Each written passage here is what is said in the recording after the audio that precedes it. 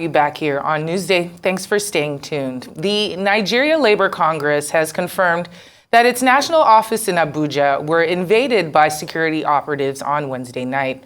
Now, according to a statement by the NLC spokesperson, Benson, Upah, the operatives arrested the security guards. They forced them to hand over keys to their offices on the second floor. He said the operatives broke into the floor, ransacked the bookshop, and stole hundreds of books and publications. The NLC condemned the invasion, stating that it was illegal and a violation of democratic principles. The organization has demanded an international inquiry into the incident and the return of stolen materials. The head of the Department of Nigeria's Labour Congress, Benson, Upah, now joins us for a conversation on the raid of their NLC headquarters. Great to have you, Mr. Benson, Upah. Thank you for joining us here on Newsday. It's my pleasure. Well, could you shed some more light for us and the viewers about the claims of the seditious material that security operatives were after in the course of raiding your headquarters? Well, first and foremost, I am not aware that we were in possession of any seditious material.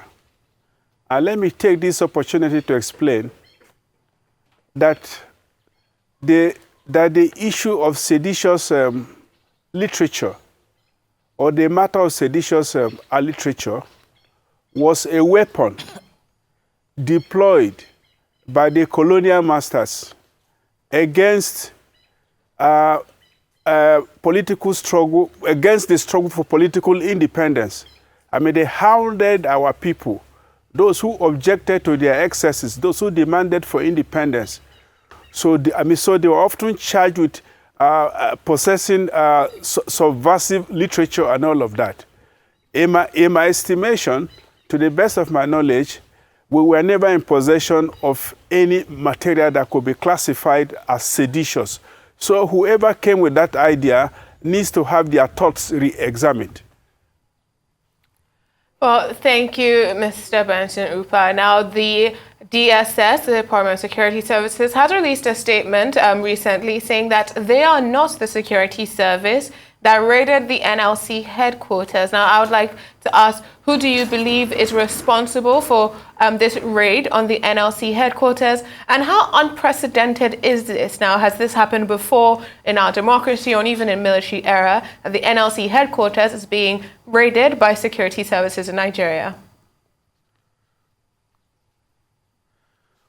Let me say that the DSS are in the habit of denying involvement in unlawful things that they are unlawful things in which they are involved.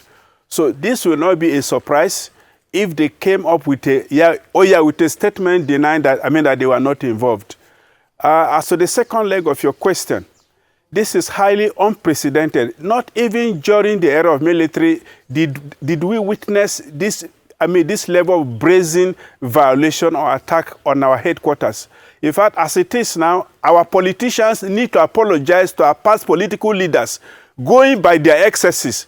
Powers of the states are quite awesome, but the powers of the state have to be used creatively and benevolently. Once you begin to use them retributively and vindictively, sooner or later, the citizenry all become endangered, and the state also is endangered. This is the risk. And we know that the NLC came out to say that they would not be in support of the protests or joining in.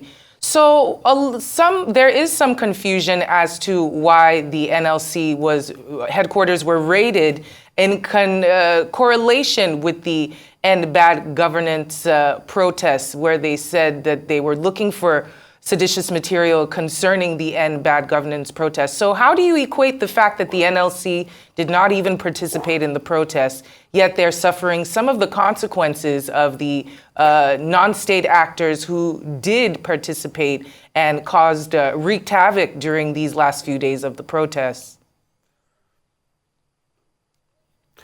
Thank you for your question, but I do think only the government is in a position to explain why he chose to pick on NLC among other non-state actors that somehow were not participants in this process. It shows you that government is in a hybrid war, with the labor organization. Because you remember, in fact, let me just share this with you. A day before this incident, we got a letter from the registrar of the trade unions, a letter of threat, saying that we should explain our role, our involvement with Labour Party or other parties, citing Section 15, subsections 2, 3, 4 of the Trade Unions Act. So government has been in a hybrid war with the Nigerian Labour Congress. That is nothing but the truth. Okay, so now I would like to ask about this hybrid war that you're speaking of, because just a few weeks ago, just in July, the president did sign the 70,000 naira minimum wage, the new minimum wage. And at that signing, we did have the president of the NLC and the TUC standing up and singing for the president. So, for us, it does appear that the NLC or the TUC and the president are on the same side. So how come you say that you are now in some sort of war, some sort of battle, when publicly we have seen the leader of the NLC stand up and sing for the president and sing his praises to the media? I have explained this fact of singing the solidarity song, and I'm going to explain it again. I say for good or for bad, we do sing it. It is our signature tune. But besides that, I want you to know that what the president did at that time was a good gesture. And we are thoroughly well brought up people. So it was incumbent upon us to say, Mr. President, on this matter, you've done well. Because at that time, Mr. President was up against forces that didn't even want to pay the 60 or 62,000. He came and said, okay, I'm going to pay 70,000. It was going to be uncharitable of the laborers of leader, of the leaders of labor to get up and walk away. No.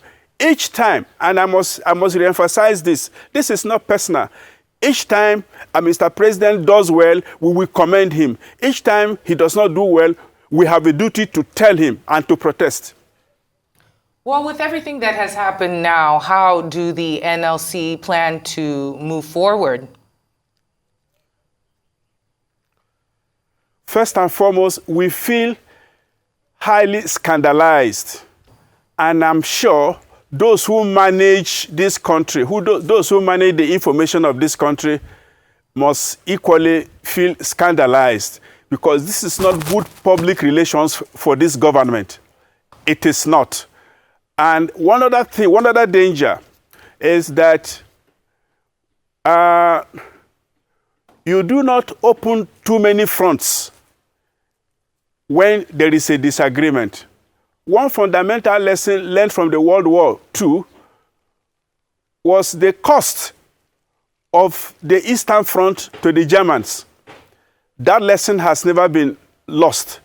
So we will advise the hawks in this administration to resist the temptation to open too many fronts in the confrontation with the citizens of this country. We feel scandalized, we feel embarrassed, and we feel threatened. But I tell you something, we will not be intimidated. Well, thank you very much, Mr. Benson. Upah, you have said you feel scandalized, but you will not be intimidated. And I say that's a good thing coming from the NLC. So thank you for joining us today.